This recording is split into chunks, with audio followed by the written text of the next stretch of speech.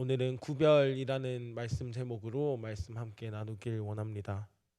출애굽기 마지막 장면은 성막이 완공되면서 끝이 납니다. 레위기는 그 성막으로 하나님이 모세를 부르시는 것으로 시작합니다. 하나님의 영광에 모세조차 들어갈 수 없었지만 하나님이 성막으로 모세를 초대합니다. 성막은 은혜 없이 나아갈 수 없는 거룩한 곳입니다. 무엇을 위한 부르심이었을까요? 만남과 교제, 속죄와 사죄, 회복과 예배, 거룩과 헌신, 그리고 성숙을 위한 부르심이었습니다. 성막은 이동식 신의 산이고 땅에 임한 하늘입니다. 성막이 완공되자 주의 영광이 성막을 가득 채웠습니다. 신의 산에 임했던 구름이 성막 쪽으로 이동해 왔습니다. 하나님이 이 성막을 자신의 거처로 삼고 자기 백성과 동행하기 위해서 이동해 오셨습니다. 이제 성막은 만남과 신탁, 예배의 장소가 됩니다. 성막은 토라, 그러니까 말씀과 함께 하나님의 언약을 기억하고 언약을 유지하기 위한 아주 중요한 수단이 되었습니다. 레위기는 이 규정보다는 관계에 관한 책입니다. 하나님의 부르심으로 시작한다는 점이 관계를 잘 나타냅니다. 주의 영광이 가득한 성막, 은혜 없이는, 두려움 없이는 하나님 앞에 나아갈 수 없는 사람이 없습니다. 그러나 모세를 하나님께서 부르셨고 하나님과 교제하기에 합당한 이 거룩한 백성이 되는 길을 하나님께서 알려주셨습니다. 성막은 이스라엘 진영 한가운데 있기에 누구든지 언제든지 나올 수 있게 하셨습니다. 성막은 모두를 위한 성막이고 모두를 위한 예배입니다. 하나님께 나아가는 데는 차별이 없습니다.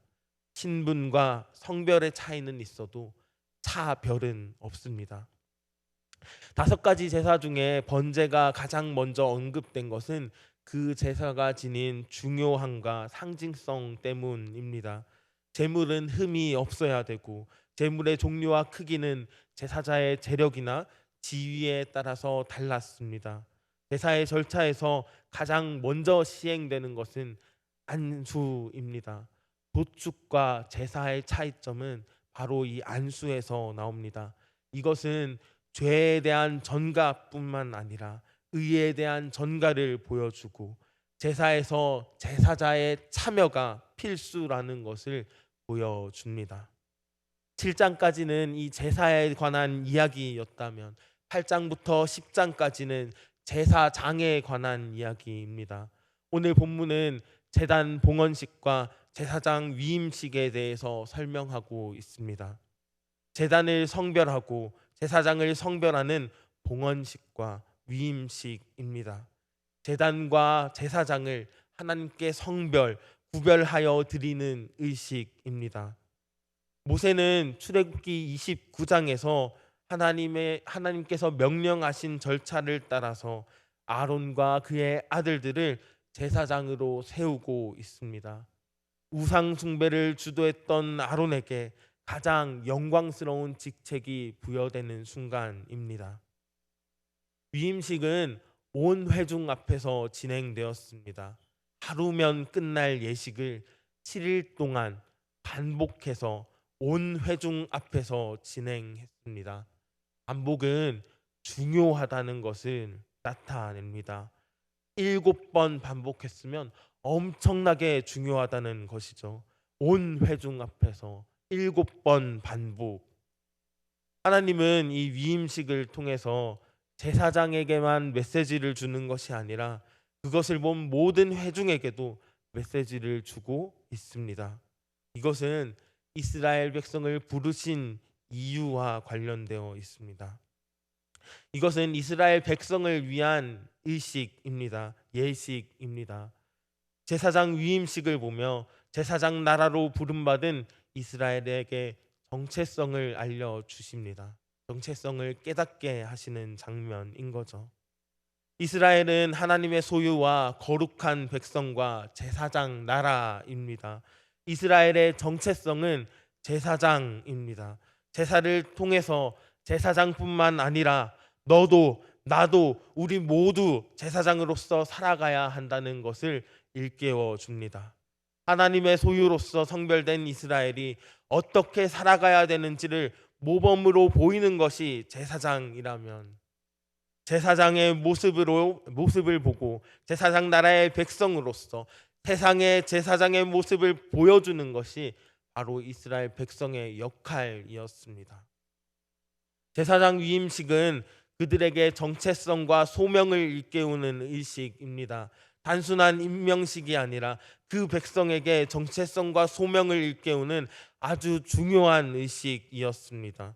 이제 이스라엘 민족 가운데, 이스라엘 민족 역사 가운데 본격적으로 제사장의 직무가 실현되게 됩니다. 제사장의 직분은 은혜로 주어지는 직분이자 은혜로 유지되는 직분입니다.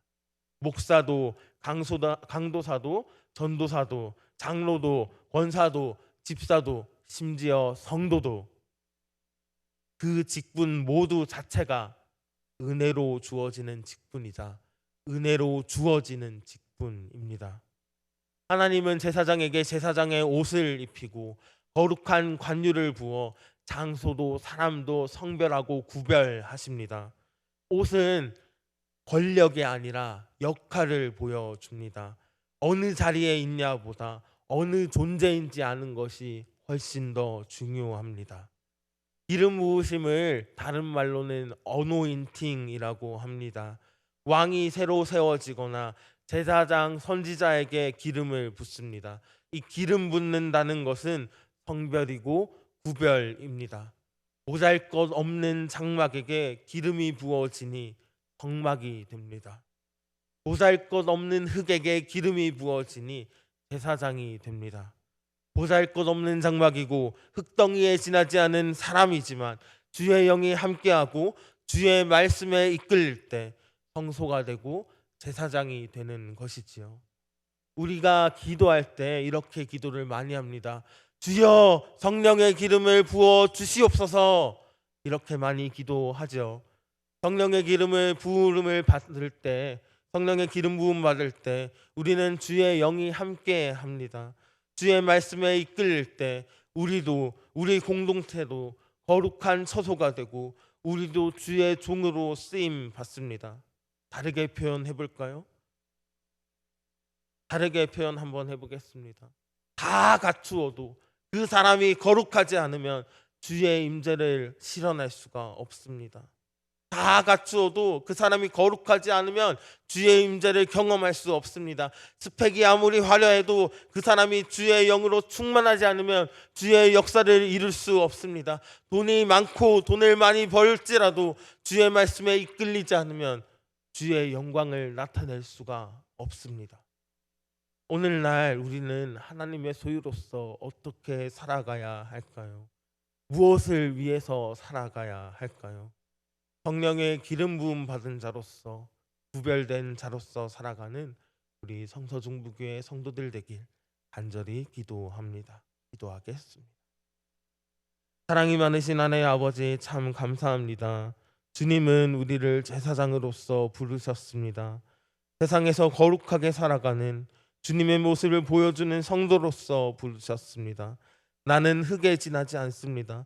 나는 아무것도 아니고 아무것도 할 수 없지만 이 작은 나에게 성령의 기름 부으셔서 세상의 제사장으로서 살아가게 하십니다. 오늘도 감당할 수 있는 힘과 능력 부어주시고 더욱더 주님을 사랑할 수 있도록 도와주시옵소서. 은혜를 구하는, 은혜에 걸맞는 성도가 되게 하옵소서. 예수 그리스도의 이름으로 기도드리옵나이다. 아멘.